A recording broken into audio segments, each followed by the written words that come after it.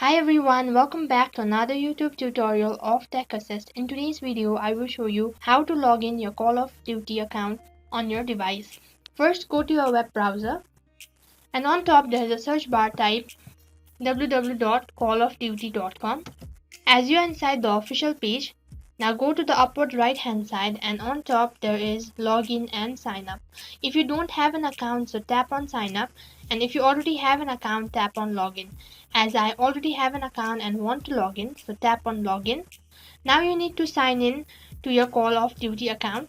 So as my email address is already entered, so all I need to enter is password. And also don't forget to tap or mark on this I am not a robot option, and now tap on sign in.